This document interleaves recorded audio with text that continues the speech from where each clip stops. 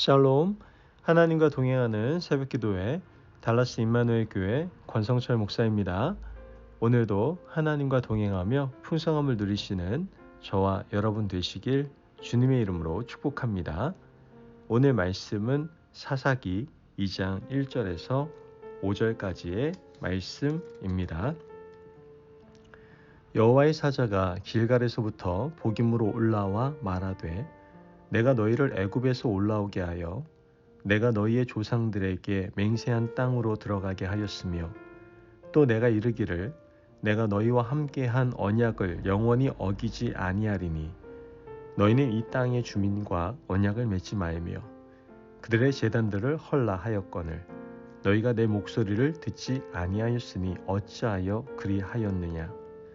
그러므로 내가 또 말하기를 내가 그들을 너희 앞에서 쫓아내지 아니하리니 그들이 너희 옆구리에 가시가 될 것이며 그들의 신들이 너희에게 올무가 되리라 하였노라.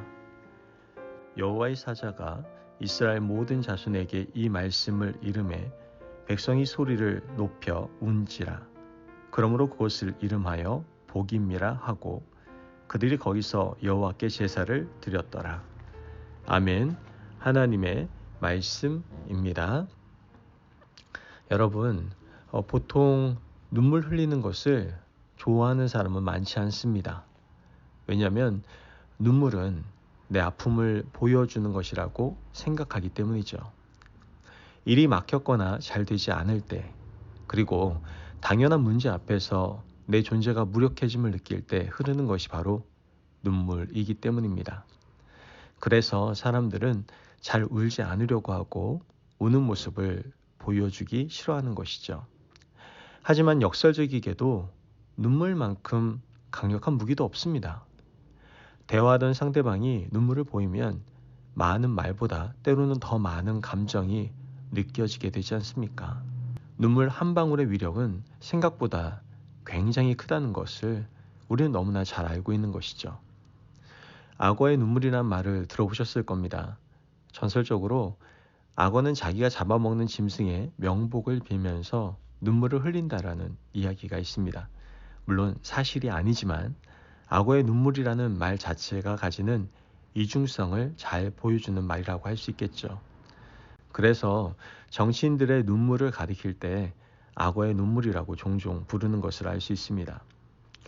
오늘 우리가 읽은 본문에도 도대체 이해할 수 없는 눈물이 등장하는 것을 보게 됩니다. 모세도 죽고 여호수아도 하나님 앞에 부름을 받았습니다. 그리고 이제 하나님의 사자가 이스라엘 백성들 앞에 섰습니다. 사실 하나님의 사자가 이스라엘 백성들 앞에 서서 지금 마지막 기회를 주고 있는데요. 이스라엘 백성들이 가나안 땅을 차지하고 난 이후에 그 땅에 남아있는 7족속의 잔당들을 쫓아내라고 했는데 이스라엘 백성들은 여호수아가 죽기 전에 잔당들을 쫓아내지 않았습니다. 이제 다시 하나님의 사자가 나타나서 마지막 기회를 주고 계시는 것이죠. 오늘 본문 말씀 1절과 2절 말씀을 보면 여호와의 사자가 길갈에서부터 보김으로 올라와 말하되 내가 너희를 애굽에서 올라오게 하여 내가 너희의 조상들에게 맹세한 땅으로 들어가게 하였으며 또 내가 이르기를 내가 너희와 함께한 언약을 영원히 어기지 아니하리니 너희는 이 땅의 주민과 언약을 맺지 말며 그들의 제단들을 헐라 하였거늘 너희가 내 목소리를 듣지 아니하였으니 어찌하여 그리하였느냐. 말씀을 보면 하나님께서 사자를 보내셔서 가나안 잔당들을 쫓아내지 못한 이스라엘 백성들을 책망하시는 것을 보게 됩니다. 여기서 우리가 분명히 알아야 될 것은 이러한 하나님의 책망은 사실 하나님이 주시는 기회다라는 겁니다. 하나님의 책망은 지금이라도 힘을 내서 해보라는 겁니다. 하나님께서 책망하시고 혼내시고 때로는 우리에게 여러 가지 방법으로 채찍질하실 때는 우리에게 아직 희망이 남아있다는 증거입니다. 기회를 주시면서 경고도 하신 것이죠. 오늘 본문 3절 말씀을 보면 그러므로 내가 또 말하기를 내가 그들을 너희 앞에서 쫓아내지 아니하리니 그들이 너희 옆구리에 가시가 될 것이며 그들의 신들이 너희에게 올무가 되리라 하였노라. 이 말은 너희들이 올라가서 쫓아내지 아니하면 나도 너희를 위해서 가나안 잔당을 쫓아내지 않을 것이고 그러면 아마 그들이 영원히 너희 옆구리에 올무가 되고 가시가 될 것이다라고 말씀하고 있는 겁니다. 이 정도로 하나님의 사자가 말씀하셨으면 이스라엘 백성들은 힘을 모아서 각 지파별로 차지한 땅에 있는 가나안 잔당을 쫓아내려고 노력해야만 했습니다. 그런데 이스라엘 백성들의 반응을 한번 보시기 바랍니다.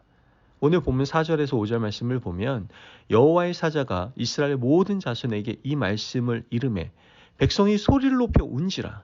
그러므로 그곳을 이름하여 복임이라 하고 그들이 거기서 여호와께 제사를 드렸더라. 말씀을 보니까 이스라엘 백성들이 울었습니다. 얼마나 많이 울었는지 그곳 이름을 복임이라고 불렀어요. 복임은 우는 자들이라는 뜻입니다. 사람들이 많이 울고 통곡했던 거예요. 너무 많이 울어서 지명을 복임이라고 할 만큼 울었습니다. 울고 나서 하나님께 예배를 드린 것이죠. 그런데 그 다음이 문제입니다. 왜 문제입니까? 그 다음에 아무 일도 일어나지 않았기 때문이죠. 울기는 울었는데 온 이스라엘 백성들이 울어서 지명 이름을 우는 자들이라 할 만큼 통곡하고 울고 예배 드렸는데 그 다음 어떤 일도 일어나지 않았다라는 겁니다. 울고 예배 드리고 끝이었어요. 울고 예배 드렸으면 일어나서 각 지파, 각 자리로 가서 무기를 들고 여호와의 사자가 말씀하신 대로 좀 늦었지만 가나안 잔당을 쫓아내기 위해서 나가야 했습니다.